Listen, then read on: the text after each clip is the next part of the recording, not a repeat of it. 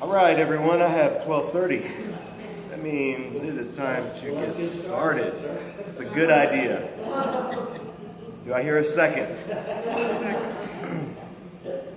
Welcome back, welcome back. Thank you for those of you that were praying for me. I appreciate it. Had knee surgery Thursday. It went a little longer than they thought. They had to take out a little more than they thought, but it's healing up pretty nicely, and I can move it. And yeah, little knee lifts. So it was good. I even taught the kids class last night and kind of hobbled around on the mat and showed them different stuff. So I appreciate the prayers. And while you're at it, I put a muscle on our backs. While we're on a roll. Actually, the back muscle pull was hurting worse than the surgery the entire time. You don't need any back surgery. No back surgery. Yeah, just pray that little demon spasm back here releases. But I do want to thank you for that, for your prayers. Does anybody know? I can't remember, so I need to ask you. Does anybody know if we said we're meeting next week or not? We haven't said it, right? I can't. Okay. Next week, the week of the 4th. That's what I was asking, but it's the 5th, right? Next week is the 5th. Yeah. So I think we're still meeting. As far as I know, we're still meeting. All right. But it is my birthday, so feel free to bring lots of presents and cash and money orders. Yeah, I'll be 21 again. Yeah, for like the 14th time.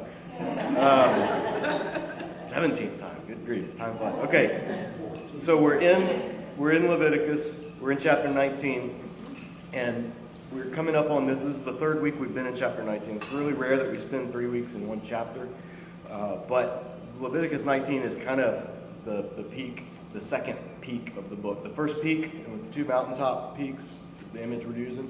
So the first one was the Day of Atonement, back in chapter 16. And then this one in chapter 19 is the heart of the holiness code. So it's telling Israel how to be Israel in the world.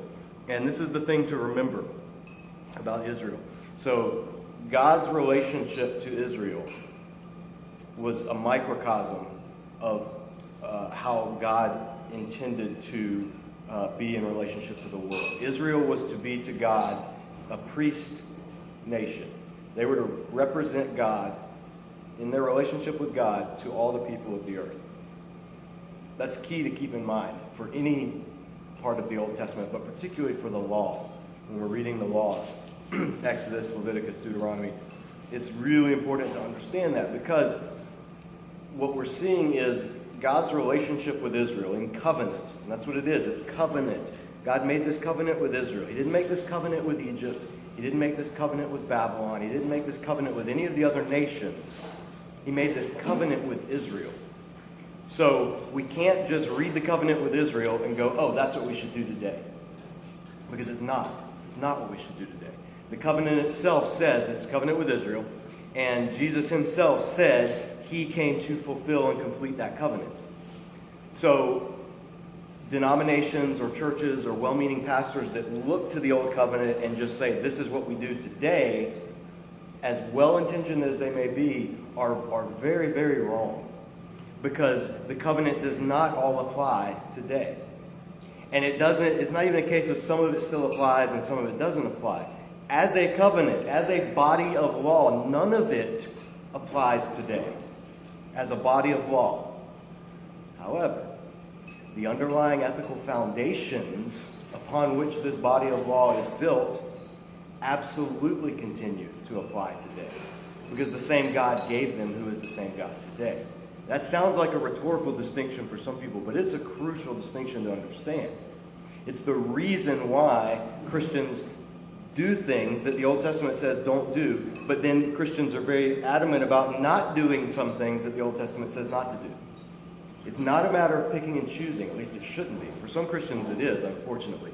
But it shouldn't be a matter of picking and choosing. Rather, it should be reading the covenant, seeing the ethical foundations, seeing the theological foundations, and then extrapolating those foundations out of the setting of 2nd millennium BC Israel into 2nd millennium AD us. That's the task that we have to do as interpreters. And it begins with understanding what the law was saying to Israel in Israel's time. then pulling out from that what the law has to say to Jesus' followers on this side of the cross.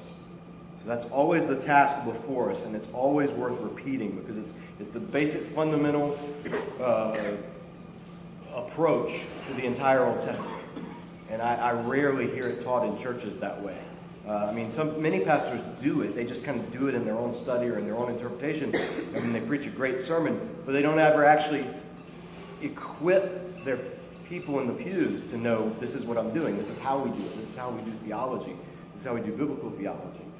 And so with this study, hopefully you're learning as we go through these books, you're learning not just what it meant to them, but then also how to see those principles that underlie what it meant to them, and then how to apply those today. And no chapter is that easier to do than chapter 19.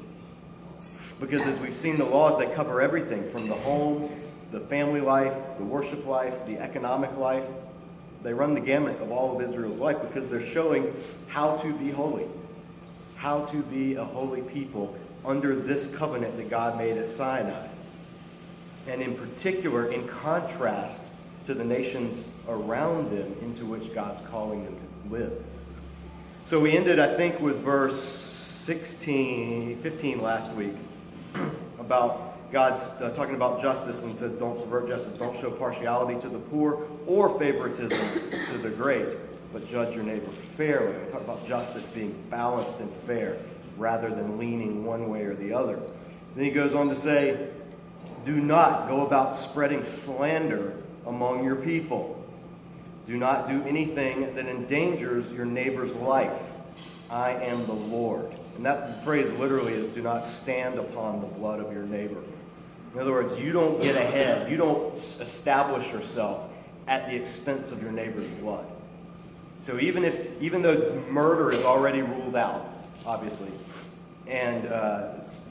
but even more than murder or killing someone is even doing something that you know will endanger their life, even indirectly contributing to their bloodshed. The Torah, the law that he's giving is pushing in. It's not just outward obedience, it's pushing in towards the heart. Even the Ten Commandments, they push in towards the heart. The final commandment of them all, do not covet. That's entirely done in the heart. It cannot be enforced externally. Because these are not just enforced by judges, but they're enforced ultimately by God himself, who calls everyone to account. So, don't spread slander, don't do anything that endangers your neighbor's life. And I don't think it's a coincidence that those two are back to back, because slander oftentimes does result in we even have the phrase character assassination.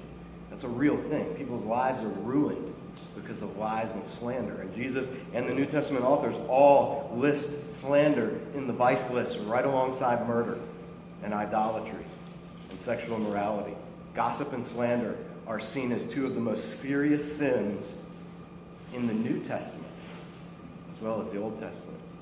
And yet, how many times do we turn a blind eye towards those? So that's something that, again, if we're going to be biblical, faithful Christians, this time of year it's political season, so every politician wants to get the Christian evangelical vote. So they'll talk about being biblical values.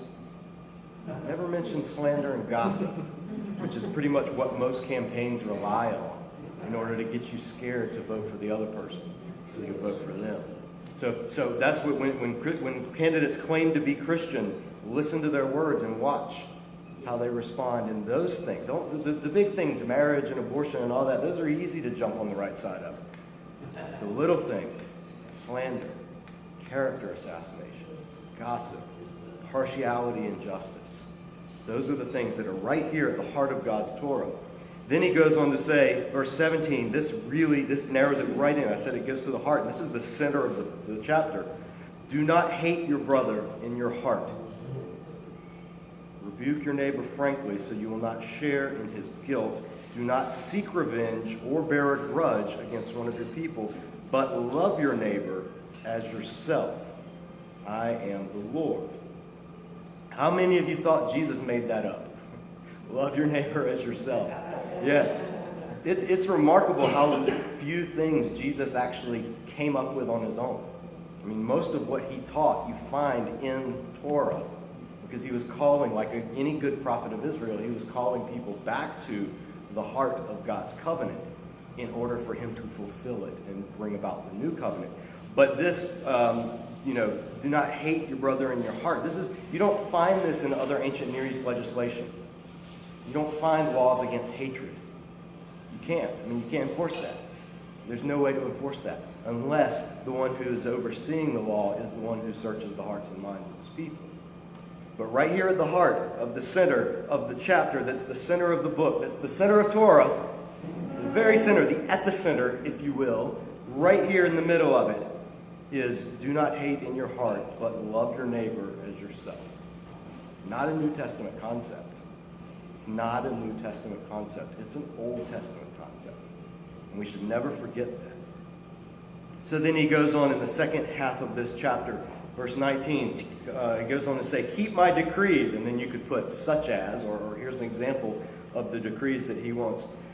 Right in a row. Do not mate different kinds of animals. Do not plant your field with 2 kinds of seeds. Do not wear clothing made of 2 kinds of material. Now, there's some discussion. Okay, why are these here all of a sudden? He's just gone from heart, inward notions of love and hate to animal husbandry and textiles practices. Why? What's going on with that?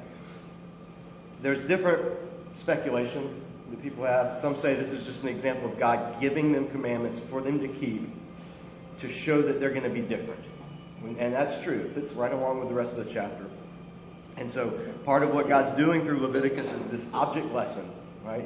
He's giving them an object lesson, giving them the children's sermon, so to speak. And so by their daily actions, they'll be meticulous about separating, keeping things separate. So there's seeds in their field. They'll keep separate. They won't just scatter it out and whatever grows, and that's what they harvest. No, they'll be very intentional. When they're weaving their garments, they won't just, any kind of thread they can get, weave it in together, different colors, different this and that. No, they'll be very meticulous. When they're with their animals, they'll be very meticulous about mating within the species. Obviously, if they're not the same species, you can't mate them anyway. But even within the species, the different kinds, the different things. So, donkeys and horses, they're not going to make mules. Like, they're going to keep them separate. So in all of that, there would be a daily focus on separating things. And that fits right along with the nature of God himself, because what did he do in the creation account? He separated the day from the night, the skies from the waters, the land from the seas. He separated.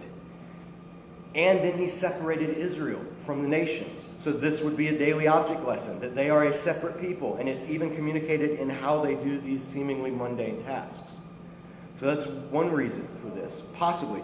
Another reason is these things, the different kinds of animal or mixing of things, particularly the garments, was seen as, in the surrounding cultures, and even within Israel, that was seen as in the realm of the gods.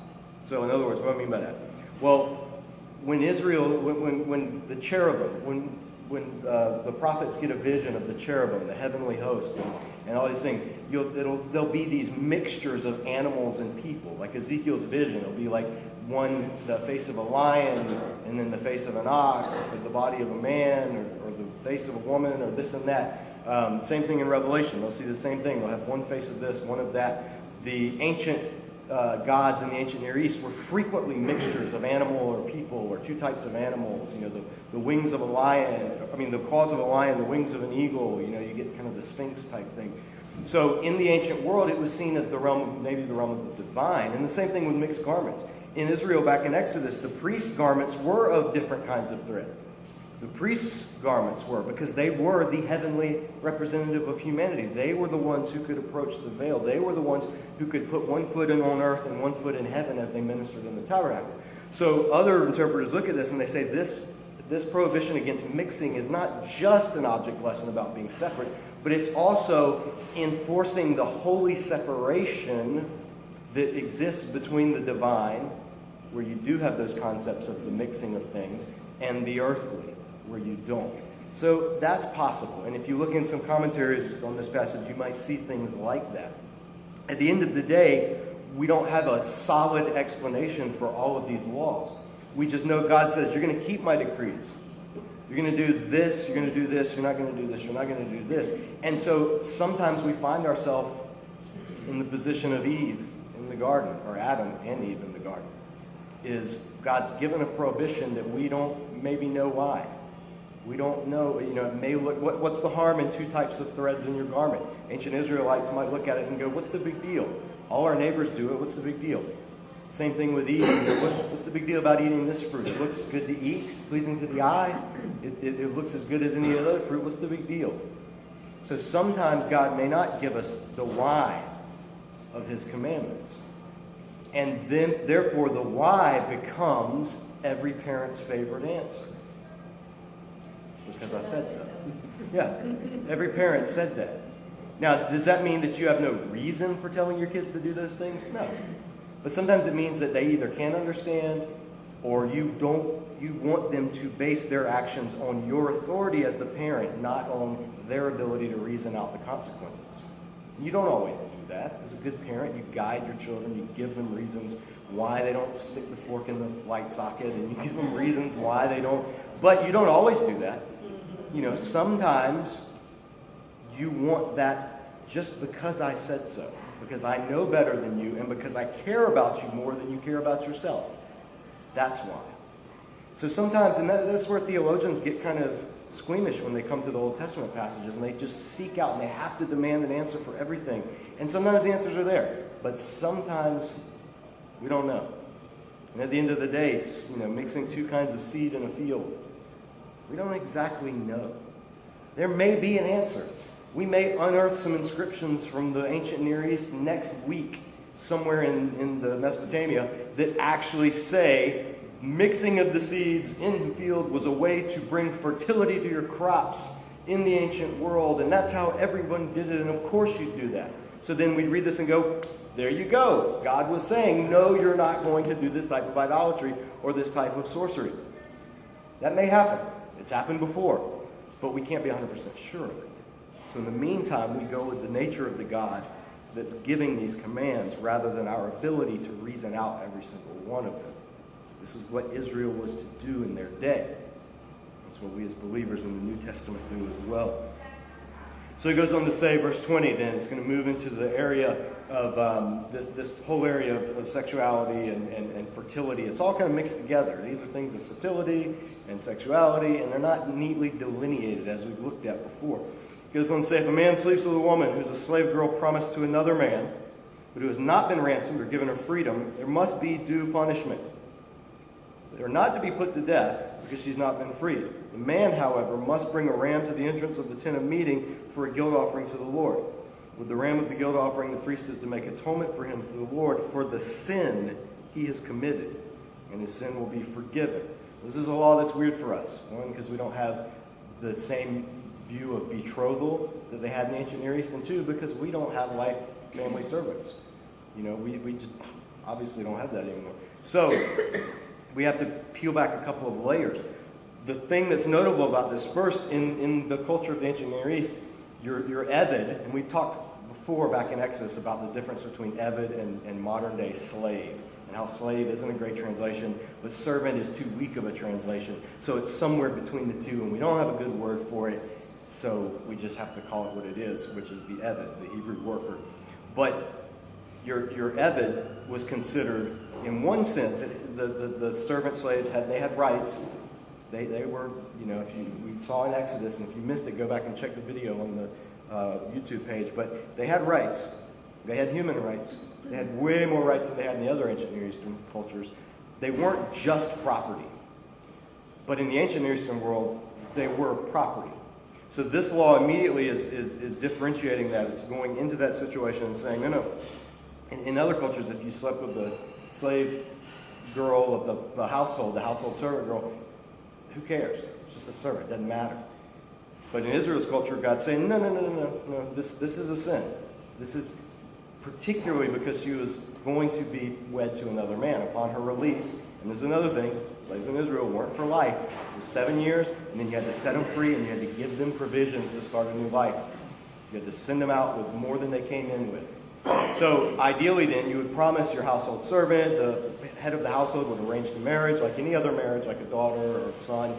And upon the release of that servant, after the 7 years, then they would be released, they would be given their dowry, they would be able to marry and go about their life. But if someone slept with them before that happened, then that would basically, for lack of a better word, ruin them from any prospective husbands that would come, because having someone who was virginal in the ancient Near East was a high prized thing because of inheritance laws and fatherhood, and there's no DNA testing and all that kind of stuff back then. So just in general, your bride was considered, the wedding night was the first time that they had sex. So if you were marrying someone they had already been slept with before, then all kinds of things were called into question, including family honor and all those things that still happen in cultures around the world today. So what this is saying is, you can't, just because someone's a servant, doesn't mean you can just do whatever you want with them. Doesn't mean that you can treat them as sex slaves, basically. No. If this happens, this is sin. It is sin. You have sinned against a person out there. If they're not, because they're not free, because they're not fully betrothed, the full process, if they were betrothed, then the penalty would be death. You sleep with someone else as betrothed, whether you're technically married or just pledged to be married, you've committed adultery. Penalty for adultery, we'll see next chapter, is death. But this is the case of slightly less than that. So it's still a sin, but it's not a mortal sin because the marriage covenant hasn't been attacked as directly. And so there's atonements made. You have to go. The sin has to be atoned for. The sin has to be taken care of. It's not just a case of. So in this weird way that's hard for us to understand, but because it's so roundabout, this is actually saying you cannot do with people what you want to do with them just because they're your household servant or somebody else's household servant. And they're not technically betrothed to somebody else yet. You can't. The loopholes don't apply. So it goes on to say, I don't want to spend too much time on this because other chapters will bring up these issues, especially in Deuteronomy. But he goes on to say, verse 23, another kind of odd, but it still has to do with sexuality and fertility. When you enter the land and plant any kind of fruit tree, regard its fruit as forbidden. And literally the word is, there should be a footnote there in your Bible, and it should go down to the bottom. It should say Hebrew, uncircumcised. Because the word is not forbidden. The word is uncircumcised. You were to regard the fruit of that tree as uncircumcised. In other words, Gentile, non-covenant. This is not to be part of the covenant people. When you enter the land, plant any kind of fruit tree, regard its fruit as uncircumcised. For 3 years, you were to consider it uncircumcised. It must not be eaten. In the 4th year, all its fruit will be holy, an offering of praise to the Lord. And then in the 5th year, you may eat its fruit. In this way, your harvest will be increased. I am the Lord your God. Now, this is from ancient horticultural practices. This is just good farming. The first few years that a fruit tree is planted, if you harvest the fruit and eat the fruit, it's not that great. And it also doesn't allow, I don't know the details because I don't have a green thumb, but by harvesting rather than pruning and cultivating the tree for a few years, it actually stunts the growth of the tree in some way. You're supposed to let it do its thing, let it ripen, let it mature. And so God's using in this symbol of circumcision, which is a symbol of the covenant. And he's basically, again, this would be a test for the people. You get into the land, you're eager to plant your crops. As soon as and this is for fruit trees, it's not for corn or regular stuff. But as soon as you plant your tree, the first time that it blossoms and the fruit comes out, you're like, yes, I've labored a year for this. I'm ready. And God's saying, no, not yet. Not ready. And then the next year, okay, maybe this year, God's saying, no. 3 years, you're not to touch it. It's uncircumcised. Then the 4th year, all of it goes to God. So you've waited 4 years for this fruit. And now you have to give it all to God. But the promise is if you do that, God's saying, I'll increase your harvest. In other words, the 5th year, if this is done right, either naturally or through God's divine supervision, the 5th year will make up for everything else. And from then on, it'll have an abundant harvest.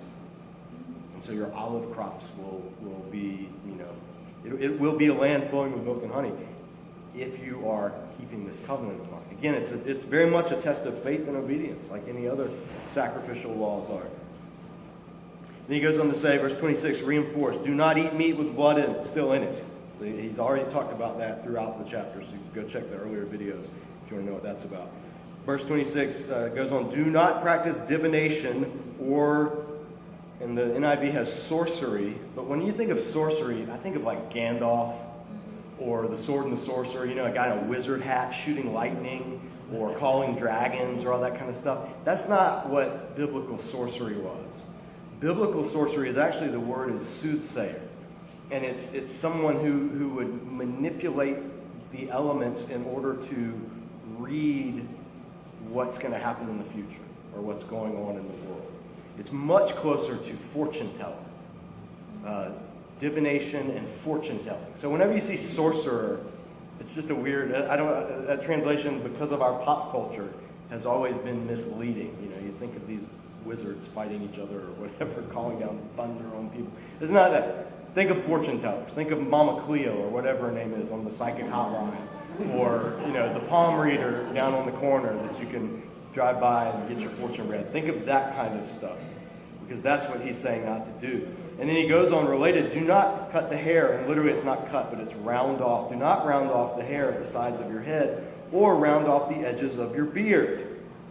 So people have said these are the hairstyles of pagans. These are the hairstyles of these soothsayers, these sorcerers. Others say, well, in Israel, the beard for men was the sign of your virility, your manliness, your manhood. Like today, there's a modern beard movement where people are passionate about their beards. And the big beard you have, it's like, yeah, I'm a man, And that's actually how it was in ancient Israel. If you wanted to emasculate someone, you would tear out their beard. You would shave off their beard. You would cut off their beard. That was a way of emasculating them. And it's also in contrast to Egypt, because as we saw back in Genesis, Egypt, they were very metrosexual. They were the ones who shaved and waxed and trimmed and redrew their eyebrows on. And, you see the statues of Cleopatra, and them always have perfect eyebrows. They have like Kardashian eyebrows because they took the time to shave it all off. They thought body hair was gross. They thought beards were disgusting. They thought that was like hairy animal stuff. So there was this contrast between the Israelites, who were very much like lumberjack, and then the men of Egypt, who were very smooth.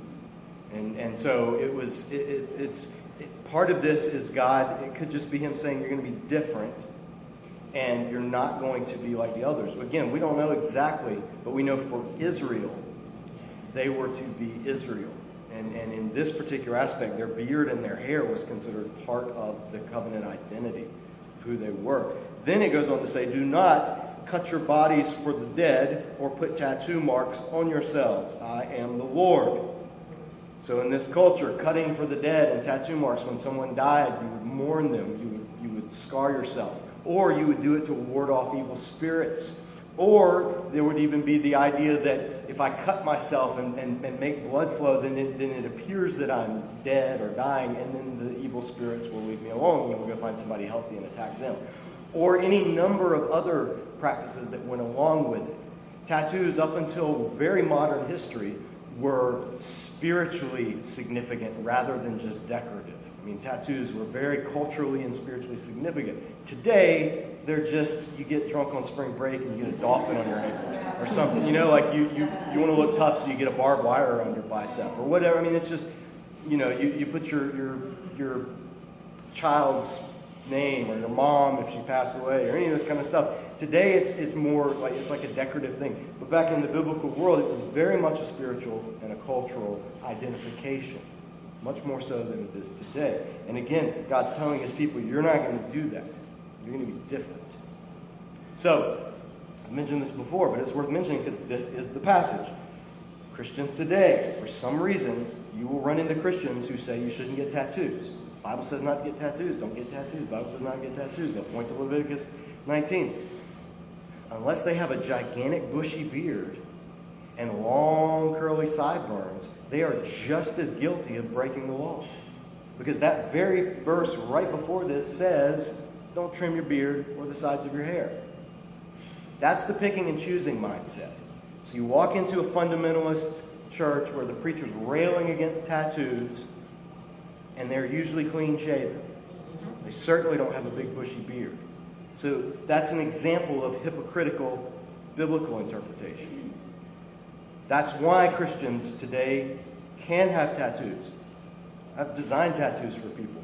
A tattoo, like anything else, can be an expression of identity. It can be a witness to your faith or a memory of someone you love or anything else. Your hairstyle can be whatever you want it to be, because we're not first covenant Israel. We're new covenant Christians. And in Jesus, these cultural divides, which is what these things were, they were cultural divides, Jew and Gentile, Israel, non-Israelite. Those cultural divides in Jesus have been subsumed, and now our identity is in Him, not in our ethnicity or our culture. So we are Christian before we're anything else. I'm Christian before I'm Irish. I'm Christian before I'm white. I'm Christian before I'm male. My identity is in Christ first. Those cultural markers then have faded away. Furthermore, as a Gentile, I was never under this covenant. I was never under the Mosaic covenant. My people were never under this covenant. So for Israel, they were not to get tattoos. So a Messianic Jew today might have to do a little more thinking about, okay, out of respect of my people and a cultural identity and my heritage as Israel, should I keep these laws? Should I grow the beard? Should I not get tattoos? Should I do these things? And there are very many Messianic followers of Jesus today who are convinced that for them, because their ancestors were under this covenant, for them, they want to continue to honor that heritage, but in a way that honors Jesus. So they do it all because of their faith of Messiah. And Gentiles are free to keep or not keep these aspects of Torah. That's not picking and choosing. That's seeing covenant in its proper historical context. And so that's something that we as believers are called to do. Let's finish up because we're out of time. He goes on to say, verse 29, do not degrade your daughter by making her a prostitute, or the land will turn to prostitution and be filled with wickedness. Observe my Sabbaths, have reverence for my sanctuary. I am the Lord. Do not turn to mediums or seek out spiritists, for you will be defiled by them. I am the Lord.